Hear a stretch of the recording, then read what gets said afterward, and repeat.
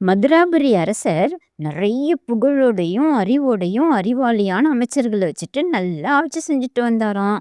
இந்த சிறப்ப பக்கத்து நாட்டு அரசர் பார்த்துட்டு, மதுராபுரி அரசருக்கு ஒரு லெட்டர் அனுப்புனாராம். என்னன்னா, "உங்க நாட்ல விளைஞ்ச புத்தம் புதிய காய்கறிகளோட பானை நெறைய புத்திசாலித்தனத்த நிரப்பி யாரையாச்சும் அமைச்சர அனுப்பி விடுங்க.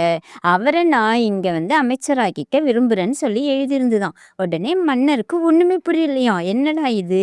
இங்கேருந்து அந்த நாட்டுக்கு போகணும்னா குறைஞ்சது 4, 5 மாசமாச்சும் ஆகுமே! காய்கறிலாம் எப்படி புதுசா இருக்கும்? அது மட்டும் இல்லாம பானை நெறைய புத்திசாலித்தனம் எப்படி இருக்கும்னு நெனச்சு ஆச்சரியப்பட்டு போய் அங்க இருந்த ஒரு இளைய அமைச்சர் ஒருத்தர் பத்மவீரன் இருந்தாராம். அவர்ட்ட காமிச்ச உடனே அவன் அந்த லெட்டர படிச்சுட்டு, நான் பார்த்துக்கிறேன். என்ட்ட விட்டுருங்க இந்த பிரச்சனையன்னு சொல்லிட்டு மறுநாள் கிளம்ப ஆரம்பிச்சுட்டானாம். அந்த அரசர்ட்ட போறதுக்கு முன்னாடி ஒரு வண்டி, கொஞ்சம் மண்ணு, உரம், விதை இதெல்லாம் குடுங்கன்னு வாங்கிட்டு கிளம்பிட்டானாம். போம்போதே வண்டியில பாத்திய கட்டி விதைகள் எல்லாம் விதைச்சு, உரம் போட்டு, தண்ணி விட்டு மிகவும் ரொம்ப கவனமா பார்த்துக்கிட்டானாம். அந்த செடியெல்லாம். கொஞ்ச நாள்லயே அது வளர்ந்து செடியாகி, கொடியாகி, பூ வச்சு, காயெல்லாம் காய்க்க ஆரம்பிச்சுருச்சாம் அங்க போறதுக்குள்ளார. பரங்கி பிஞ்சு விட ஆரம்பிச்சுருச்சாம். உடனே என்ன செஞ்சானாம் அவன், அந்த பிஞ்ச ஒரு பானையில வச்சு கட்டிட்டானாம். நாள் போக போக அந்த பிஞ்சு பானை மாதிரி பெருசா வளர்ந்துருச்சாம். உடனே காய்கறிகளும் வளர்ந்துருத்தான்.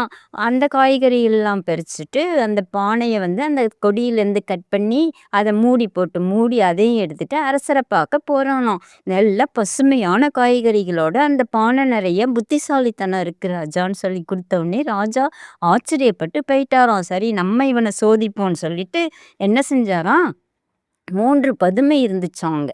அந்த 3 பதுமையும் காமிச்சு, இதுல எது சிறப்பு வாய்ந்ததுன்னு சொல்லுன்னா 3மே ஒண்ணா இருந்துதாம். உடனே ஒரு கம்பி எடுத்து காது வழியா ஒரு பதுமைய விட்டானாம். அது காது வழியா வெளியில வந்துச்சாம். இன்னொரு பதுமையில காது வழியா விடும்போது, அது வாய் வழியா வெளியில வந்துதாம். இன்னொரு பதுமையில விடும்போது, அது வெளியில வரவே இல்லையாம். உடனே ராஜாவ பார்த்து சொன்னானாம் அந்த பத்மவீரன், "இந்த 3வது பதுமை தான் சிறப்பு வாய்ந்தது. ஏன்னா இது ரகசியத்த வெளிவிடாது.